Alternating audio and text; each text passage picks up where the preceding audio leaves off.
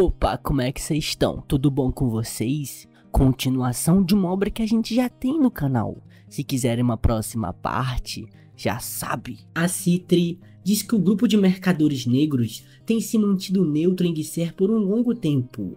Essa é a chave de como foram capazes de sobreviver por tanto tempo.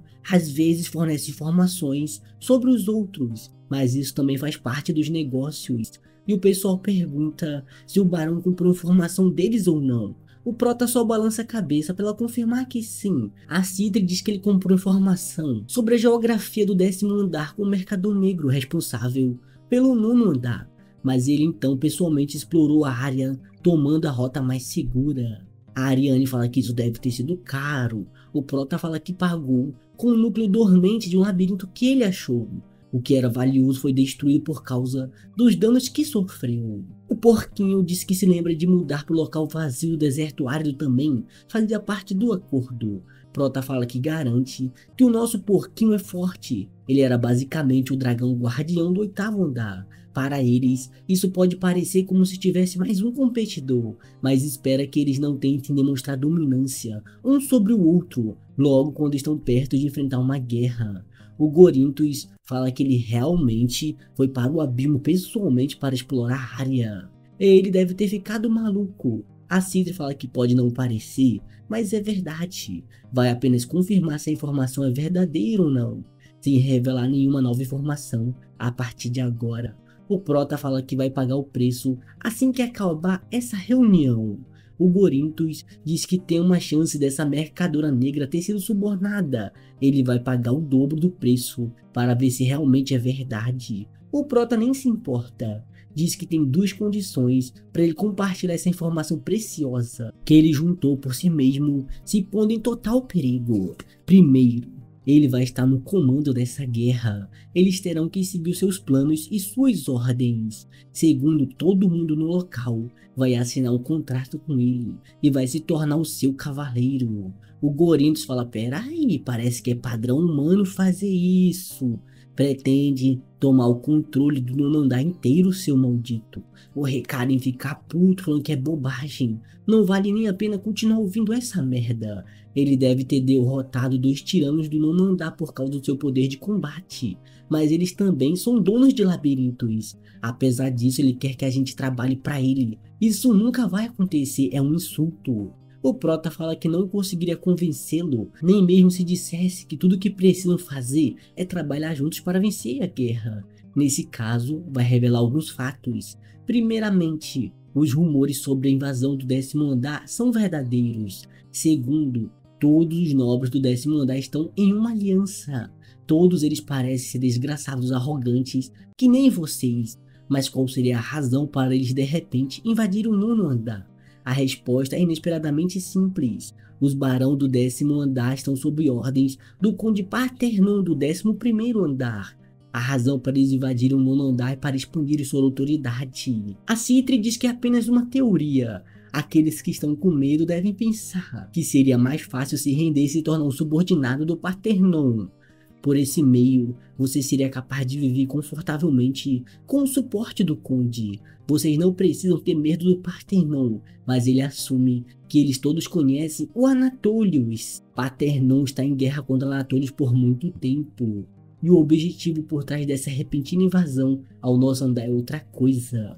O Gorintos diz que deve ser uma expansão das forças para lutar contra o conde Anatolius. Vão fazer parte dos soldados deles. O Prota fala que sim, por sorte, a maioria dos nobres do 10º andar se tornaram fracos nos últimos anos. Mesmo assim, eles não têm certeza se tem chance de vencer contra eles. É por isso que pretende fazer algo novo, algo que eles nunca poderiam ficar imaginando. Vai usar equipamentos e táticas humanas e as misturar com poderes das bestas de Geyser. Esse fator inesperado deve dar alguma vantagem para eles. O Ricardo fala que é ridículo. Armas humanas são mais fracas do que todo mundo. O Prota fala que acha que é difícil para uma besta entender o que ele tá dizendo. O Ricardo fica puto, dizendo que uma batalha é uma disputa de força. A sobrevivência do mais forte é a regra em Geyser. Os fracos falecem. Prota fala que tá entendendo. As pessoas morrem na guerra. Esse tipo de situação é algo que você usa se você for forte. É simplesmente tolice lutar assim quando você é o mais fraco. O que ele quer dizer é simples, vai salvar todo mundo e vai proteger o nono andar. Eles só precisam continuar imaginando o que fazer como sempre fizeram. Ele vai fazer o reconhecimento e o planejamento. Eles só precisam se preocupar em executar o plano. O Gorintos fala pro Barão Humano que ele parece ser a melhor escolha, já que ele possui muita informação, e é verdade que ele vem provando suas habilidades. No entanto, ele não entende o porquê devem ser seus cavaleiros. O Prota fala que se eles tiverem contrato, não vai ter como ter uma traição ou uma revolução. Já que estão formando uma aliança, eles precisam compartilhar informação sobre as próprias forças. Isso tudo vai pelos ares se vender essa informação ao inimigo. Ele pode mudar o contrato, então eles não precisam dar nenhum tributo. Mas o Gorintos fala que mesmo assim ele rejeita. Isso pode ser uma formalidade, mas nesse ponto o nono andar não vai ser diferente do 10º. Apenas vai ser ele no lugar do Paterno. Eles também são donos de labirintos, estão aqui faz décadas. Eles têm a honra e dignidade. O Prota fala que não seria fácil fazer isso, mas a Ariane diz que vai assinar. Ele vai remover as taxas, ele vai fazer todo o planejamento e reconhecimento. Ainda mais, ele vai retirar todas as penalidades do contrato. Ele está basicamente fazendo tudo por eles, porque deixaria essa oferta passar. Não consegue fazer nada em primeiro lugar. Se ataques psicológicos não funcionar no inimigo, já era. Os outros também vão assinando. Mas o Gunther pergunta por que ele não foi isento dos tributos. O Prota fala que ele não tem nada para gastar. Ele quer ser um comandante mesquinho agora. Diz que os dois parecem que não vão mudar de ideias. Eles falam que mesmo assim não vão assinar. E o Gorintos diz que vai seguir todas as ordens e vai garantir que o Recarim faça o mesmo. Não assinar o contrato é apenas pela sua honra. Gostaria de dizer que não tem nenhum esquema contra ele. Prota fala que é fácil dizer, mas como pode confiar nisso? O Gorintos fala que tudo que tem são suas palavras, mas ele jura que não vai ter nenhuma revolução ou uma traição nessa guerra. O Prota fica até surpreso, falando que entendeu. Mas tá certo, isso é o suficiente, mantenha a coleira bem apertada na besta do seu lado. E o anão perguntando se isso realmente é o suficiente. Mas o Prota fala que ele jurou, e eles não têm tempo para ficar gastando o dia inteiro argumentando sobre o contrato ou não. De todo modo, já que resolveram esse assunto, vai compartilhar as informações que ele coletou. Começa compartilhando o mapa, o cerne deste plano. São Recarim, Gorintos e Ariane. Eles três vão ser a nossa linha de frente. Manda recuar e abandonar seus labirintos e fugirem. Fica um silêncio por um tempo nesse momento naquela sala de reunião. Depois de falar tudo isso, a conferência vai acabando. E o anão diz que foi um bom trabalho que ele fez. O Prota pergunta se o resto já tá indo embora. Como tá as coisas? O anão fala que todo mundo já foi. O labirinto dele estava em direções diferentes de todo mundo. E a Ariane perguntando qual foi. E o Uther perguntando se ela voltou. Pra ficar espionando ele, só pode ser isso. A Ariane diz que já assinou o contrato de cavaleiro. Então pensou em esperar um pouco para dizer um oi para todo mundo. Isso pode ser temporário, mas é verdade que os nossos destinos estão na mão dele. Estava confusa quando ele disse que deveriam sair do labirinto. Mas depois de ouvir os detalhes do plano, isso se tornou bem realístico e pode reconstruir o labirinto dela desde que elas tenham seu núcleo. O Prota fala que não é como se estivesse enfrentando apenas um nobre, é toda uma aliança. Então sem ele na linha de frente as táticas padrão são o único caminho. Pergunta sobre o Gorintos. A Ariane fala que não sabe, não é como se fossem amigos ou se o labirinto dele fosse perto do seu. Não sabe por que ele se ofendeu tanto naquele momento. Parecia que eles tinham uma chance de persuadir ele, mas ele não vai seguir em frente dessa forma. Gorintos não vai abandonar seu labirinto, mesmo que isso significa que ele morra. Espera que pelo menos ele leve um nobre junto com ele antes de falecer. Prota fala que infelizmente, pelo que parece, aqueles que irão invadir o pântano serão Boreas e as suas forças. Eles são disciplinados e também têm habilidade de negar restrições de terreno, como a magia de gelo. As bestas do pântano terão que escalar para a superfície, se não quiserem morrer congeladas. Apesar de ser especializado em emboscadas e furtividade, ele vai ser forçado a lutar cara a caras com o Boreas, e já mencionou que o Boreas mantém os seus peões bem treinados. A Ariane diz que vão ter que esperar o Gorinthus que ele não morra para um Minion então. Se o labirinto do pântano cai muito rápido, ele vai ter que afastar o inimigo ao invés de dar suporte ao Recarim. Acha que isso significa que o anão vai precisar da sua ajuda também. A Ariane fala, peraí, o anão era pra ficar com ela. Não seria melhor mandar o Uther se isso for uma batalha cara a cara? Mas o Prota fala que não. O Uther normalmente é invencível, mas ele é incrivelmente fraco contra a magia de gelo. Não podem deixar ele lutar de jeito nenhum contra o Oreias também. Os ogros de gelo vão estar no centro. Insetos e harpas vão invadir pelo sul, onde a floresta dos sonhos ficam. O restante dos nobres vão se dividir entre o centro e o caminho ao norte. O problema é o quão forte Mentilos e suas forças vão ser. Tem que confirmar, ele tem bastante bestas do 11º andar como vampiros e fanáticos. Isso é apenas uma suposição, mas não acha que eles vão mandar todas suas forças. Os seus labirintos estão localizados em um lugar que precisa ficar protegido. E é verdade que o 10º andar subestima a força do 9º andar. Isso é tudo que eles precisam considerar no momento. Ele vai entrar em contato com todo mundo. Se eles estiverem notando alguma atividade do 10º andar, precisam ficar preparados. A Citri fala que também tá indo, ela tem planos. O Prota pede perdão por chamar ela assim do nada, mas ela diz que pode ser chamada qualquer hora, assim que ele precisar. O Prota fala que vai levar ela para a superfície se ela visitar o seu labirinto mais uma vez. A Citri fica toda felizinha, dizendo que vai visitar sim. Na frente do portão do labirinto do Naga, em pouco tempo, ela já aparece para uma visita. E o Prota surpreso falando, o quê? Como assim? Manda o Diabrete explicar tudo. O Prota fala que não acha que esses caras aqui são guarda-costa dele. Eles parecem mais com os soldados do Anatolius. O Diabrete fala que ele tá certo. Eles trouxeram suprimentos do Conde que foram prometidos. E a Citri tá de férias. Também não sabe por que ela veio com eles. Mas a Citri fala que veio visitá-lo, já que ele permitiu. Prota fala que entendeu, então esse era o plano que você tinha. Mas já chega outro, falando que é um prazer em conhecê-lo, é um ajudante do Conde Anatolius. A Hestia pede perdão pelo interrompimento, mas atravessaram 2 andares enquanto se escondiam de todo mundo. Eles não desejam uma apresentação formal ou nada do tipo, só precisam do portão aberto e permitir a sua entrada. Prota fala que ela está exalando uma sede de sangue. Pergunta se fez esperar muito, vão conversar lá dentro. A Dominique fala que finalmente o mestre voltou. O Prota fala que já encontrou com todo mundo, parece que eles são reforços do Anatolius. Mas a Estia fica falando pra ele chamar de Conde, não fica falando assim. A Angela conhece ela, diz que já faz muito tempo.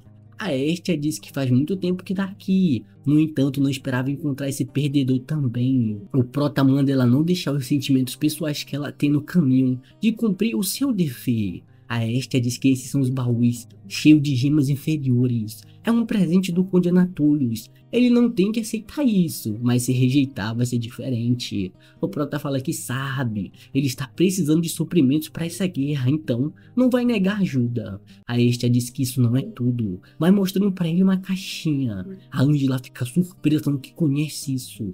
Uma pedra de invocação. Quem é que está aí dentro? Isso é o fundador? Mas a Estia fala que não, pô, fica calma. Essa alma selada é de um herói antigo de guerra. A rainha dos corvos Morrigan. Mas a Angela nem sabe quem é essa pessoa. Prota pergunta se essa tal de Morrigan vai lhe tratar como seu mestre. A Estia fala que para ser capaz de invocar um ser desse tipo de pedra, a sua alma precisa estar presa dentro dela primeiro. Naturalmente tem que haver um propósito em fazer isso em vez de apenas matá-los.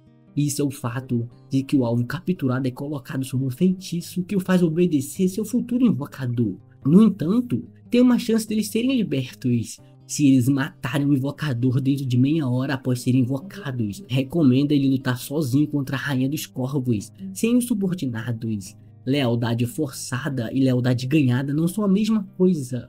Prota fala que ela tá dizendo que deve fazê-lo e reconhecê-lo como seu mestre, então aceita.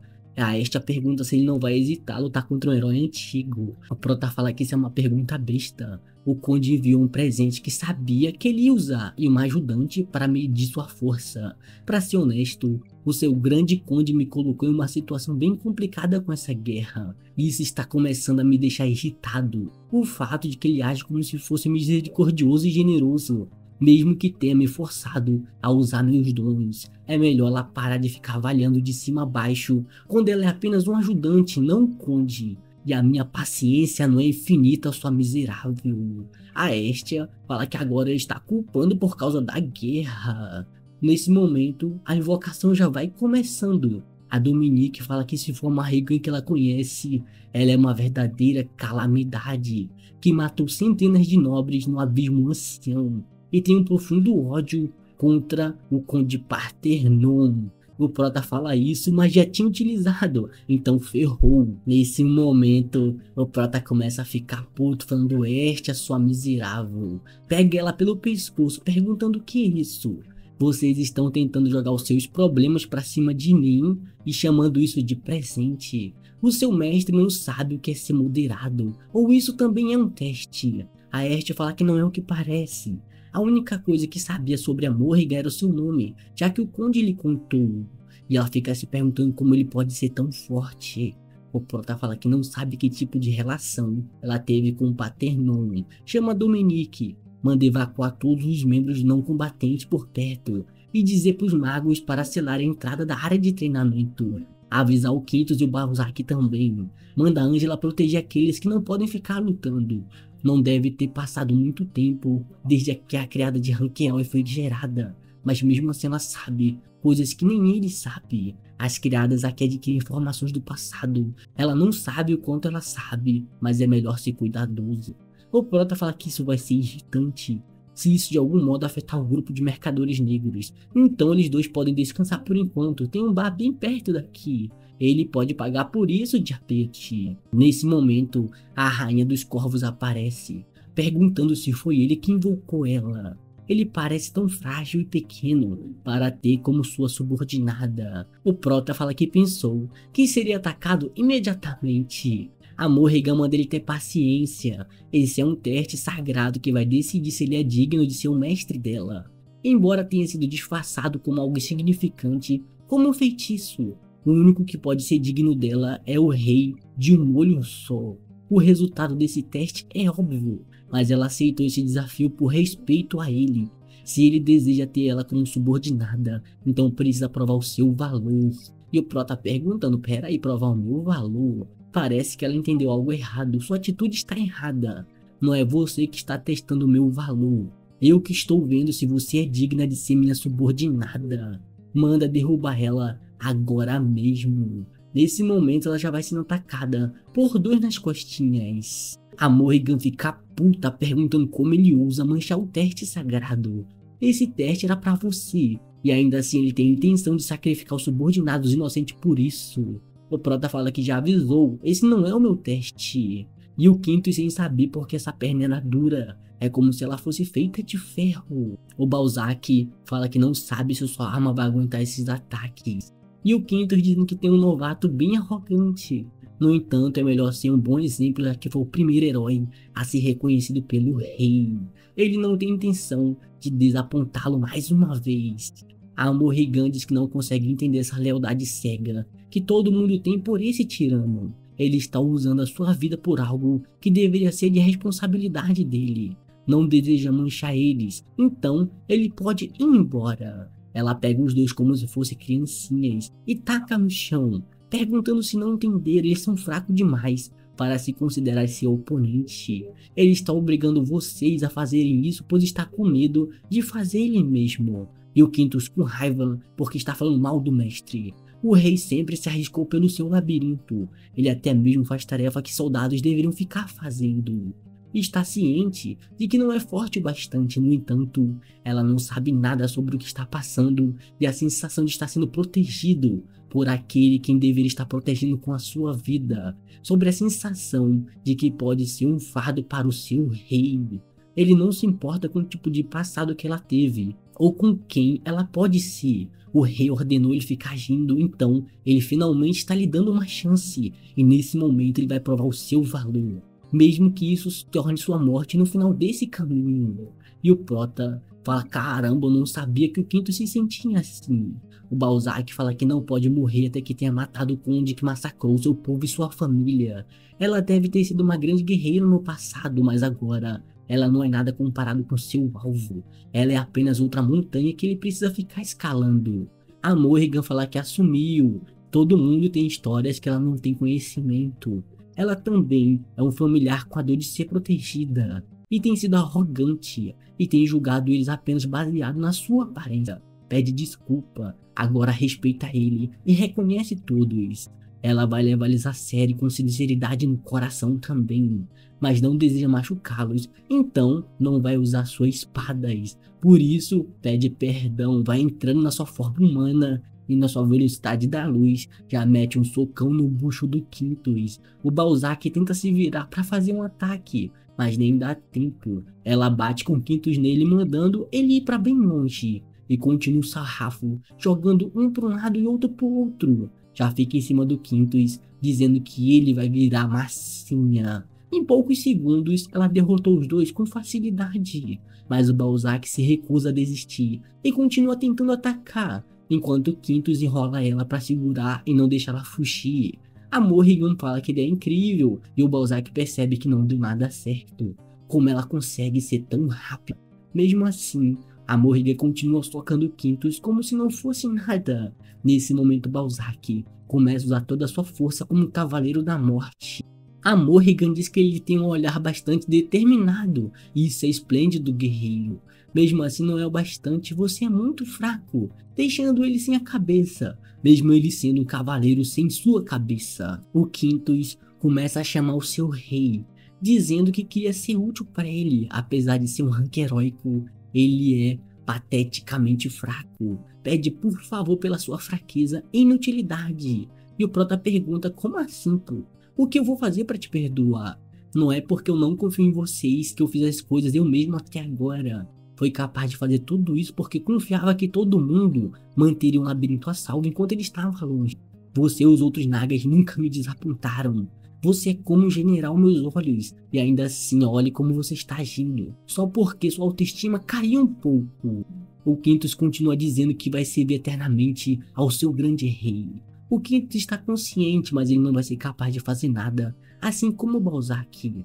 Não parece que ele está morto considerando as chamas que elas não sumiram. Não esperava que 2 unidades de rank heróico não durariam nem 3 minutos. Já vem chegando o dragão idiota no mesmo momento. O Prota fala pro Dracan levar o Quintus e o Balzac para o templo para se recuperarem. E o Dracan perguntando se não vai lutar. Eu também sou forte. O Prota fala que agora chegou sua hora de ficar brilhando. Ela não tem nenhuma fraqueza. Assim que ele invocou Morrigan, Dominique disse tudo isso para ele. Que ela era uma calamidade dos tempos antigos, que matou muitos nobres. Não sabe o quão forte ela era naquela época. Mas a Dominique está certa, então ela é tão forte quanto um barão.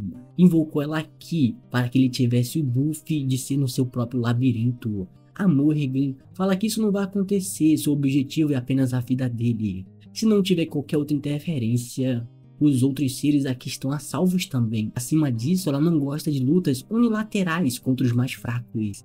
E não está de acordo com que ele receba ajuda do labirinto. O Prota já pergunta se ela tá lendo mente. A Morrigan diz que era uma confidente do rei de um olho só. E consegue imaginar o que a maioria das pessoas pensa. Acha que é melhor começar com essa aqui pelo menos. De toda forma é só uma arma que não está adaptada. Então vai até dar uma vantagem para ele. Não há nada melhor que essa arma quando o caso é avaliar um oponente. Prota fala que então ela está tentando ver o quão forte eu sou primeiro. Não parece que ela está me subestimando.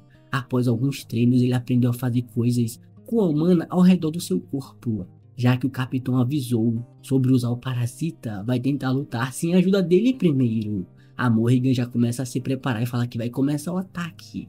Dá o seu golpe, passando raspando pelo pescoço dele. Uma bala espiritual, ela realmente atirou mana nele. A Morrigan fala que ele tem bom sentido. O Prota nesse momento já começa a usar sua mana no seu corpo todo. E a Morrigan começa a dar vários disparos de bala de mana. Os ataques dela são rápidos e precisos, são mais rápidos do que a velocidade do som, e ela está mandando o ar para longe dele enquanto ataca os ataques de longo alcance. Isso vai ser perigoso. A Morrigan fala que a camada de mana dele é estranhamente fina e não vai ser capaz de acertar um ataque como esse. Ele tem que chegar mais perto, o Prota de um lado e a Morrigan do outro. Vai ficando desse jeito por um pequeno tempo. O Prota continua tentando atacar ao mesmo tempo que ele continua desviando. Ele tenta dar o golpezinho de frente, mas a Morrigan desbloqueia, como se não fosse nada. Ele percebe que ela tem uma adaga oculta. Ela estava usando isso com suas asas como uma arma de novo. Depois de um tempo os dois se afastam e a Morrigan fala: caramba, você até que é rapidinho. Nesse meio segundo o Prota já aparece em cima dela dando seu golpe, mas a Morrigan defende. Mesmo assim é mandada longe por meio das pedras. Quando o Prota pensa que ela ia ficar ali, ela já aparece atrás dele. Tenta dar um golpe, mas o Prota usa sua mão e dá-lhe um socão bem pertinho da sua cabeça, fazendo a Morrigan sentir o peso do soco do homem. Nessa hora ela já começa a voar porque tem asa. Diz que ele não está fixado em usar a espada para ficar atacando. Na verdade, uma arma nada mais é que uma desculpa para ele. Ele usa sua espada como um meio de finalizar seu oponente. O Prota fala que pensou que esse ataque tinha funcionado. Ela moveu a cabeça no momento certo para ficar desviando. A Morrigan diz que admite.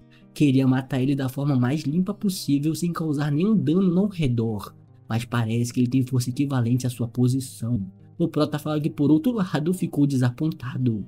Pensou que ela seria tão forte quanto um barão, já que a Dominique disse que você era uma matadora de nobres. Mas você é mais fraca que um capitão mercenário que ele conhece. Tem o que 20 minutos? Vai ser fácil dessa forma. A Morrigan fala que ele ficou arrogante. Isso foi apenas um aquecimento. Queridos seres que são sacrificados na batalha, por favor me perdoem.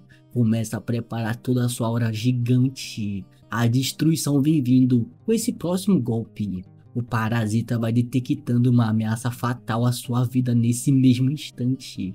Vai ativando a aceleração de resposta cognitiva para ele não bater suas botas também. O raio de luz estava destruindo tudo no seu caminho.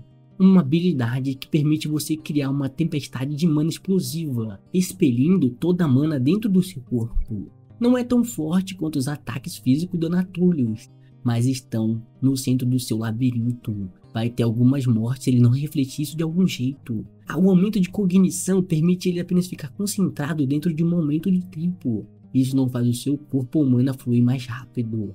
Ele não tem tempo e reúne mana para refletir o ataque. Fala pro parasita fazer seu corpo ser o maior possível. Ele precisa mitigar o tanto dano que ele conseguir. O corpo tomou muito dano, o parasita manda ele correr. A energia restante do parasita não é o suficiente para parar o ataque. O parasita está pedindo acesso à gema inferior dentro do corpo para ser capaz de completar tudo. Ele começa a lembrar do outro parasita, dizendo para ele não deixar chegar perto da sua gema inferior. Nunca permitir que ele tenha acesso a ela. Mas o Prota fala que não permite. Vai dar permissão para ele usar 80% da mana ativada até o ataque acabar. O ataque já está chegando, se ele não conseguir, todo mundo vai desaparecer sem deixar rastros. Se tu não quiser morrer, só faz o que eu disse em vez de ficar choramingando, seu parasita de merda. Nesse momento o parasita ativa um endurecimento para o uso máximo. Rei Dragão da Inundação. Forma Nactus. Vai ativando depois disso a aceleração cognitiva também. Tava gastando muita energia. O homem vai recebendo de frente. E isso é tudo que ele pode ficar bloqueando. Pede pro pessoal ficar bem, senão todo mundo vai bater suas botas. Aos poucos as pessoas que iam desaparecendo vão sendo protegidas por outras. A Angela também ia acabar se machucando. O labirinto vai sendo destruído e vários trabalhadores vão morrendo. Muitos soldados nagas faleceram. Ele vai vendo um resumo. Ele percebe que teve algumas mortes. No total, mais de 100. O Prota chama a Dominique e manda ela responder se ela pode ouvi-lo. A Dominique responde. Algumas pessoas estão bem. Está com 500 o Dracan, a Noia, no caminho para chegar ao templo. E os visitantes parece que estão vivos também. O ataque mal errou a sala do dono. Então eles devem estar bem, estão tranquilos. O prota manda ela pegar as pessoas boas e resgatar as pessoas que estão feridas para os ninhos dos ratos chifrudos embaixo do quarto do proprietário, incluindo os convidados. Fala para Rick Chacha que ela deve estar no canteiro de obras. A Yun Rui ficou um pouco machucada. A Ângela lendária ficou gravemente ferida. A Morrigan fala que não esperava que ele fosse bloquear o ataque, deixou impressionado. No entanto, se atacar mais uma vez, vai dar merda. Mas o prota manda ela calar a boca. Só precisava ficar quieto por 1 minuto. Diz pra Dominique e pergunta o que tem ao oeste do campo de treinamento. Ela fala que é um armazém, mas estão planejando ficar expandindo a área. E não tem nenhuma pessoa viva lá. Diz que vai falar só uma coisa. Ele foi informado que não tem ninguém atrás dela, então se prepara. Começa o seu Sai Chuagur. A Morrigan falando que agora vão competir em força bruta. É interessante. Ela prepara mais uma vez seu ataque de aura gigante. E o prota vai chamando seu parasita. Manda proteger o seu braço esquerdo com tudo que ele tiver. Começa a concentrar toda a sua mana nesse momento. Nessa hora, todo o local já começa a ficar brilhando. E na direção da Morrigan, ela só vai sentindo uma energia. E a sua armadura que ela pensou que era boa começa a ficar quebradiça. Atrás dela só vai ficando um rombo gigantesco. Ela é mandada bastante longe. Diz que isso foi a força de um barão de alto rank. Não, até mesmo talvez de um conde de baixo rank. Se seu ataque não tivesse bloqueado dele, isso teria sido uma ferida fatal. Não sabia que ele era tão forte. O quão longe ela voou. O labirinto deve estar numa longa distância até aqui. Em 10 segundos o prota chega. Pergunta se ela quer saber o que ele está contando. A mana dele não diminuiu em nada. Na verdade, ele está exalando uma mana mais forte do que antes. Recuperação de mana. Ela acha que isso significa que ela não era a única escondendo suas verdadeiras habilidades. São 16 minutos. Ela sabe o que isso significa. A Morrigan fala que acha que é o tempo que resta para que ela mate ele. O prota fala que não é isso. Esse é o tempo que ela tem para ficar tentando sobreviver. Todo mundo que não fosse soldado do labirinto precisava evacuar agora mesmo. Essa era a telepatia. A saída do sul estava bloqueada por causa da explosão, então precisavam usar outra. O labirinto estava sendo atacado. Esse lugar estava uma bagunça e tinha muitas explosões poderosas. Nenhum andar fez um ataque desse jeito, tão destrutivo. Quem fez isso? O miasma estava crescendo. Deve ter tido muitas mortes, mais do que ele esperava. Isso é uma oportunidade para ele, já que não teve nenhuma batalha ultimamente. Mas porque seu peito está apertado e porque está suando frio. É assim que o corpo vive e reage à alegria. Mas isso é diferente do prazer que ele sentiu ao comer. Que sentimento é esse? Um aperto no peito. A Pink já chega falando que é hora do almoço, vai pegar a comida deles. Mas eles iam trazer porque ela ia fazer isso. Mesmo assim ela ia pegar rápido, então precisava trazer para ele. Ele era o único que estava chorando porque eles continuavam mandando comida que ele gosta. Vai ter certeza de trazer a sua favorita. Nesse momento ele começa a lembrar da Pink. Fala que não pode ser verdade. Tem certeza que ela está bem. Ela deve estar bem, só pode ser isso. E acabou.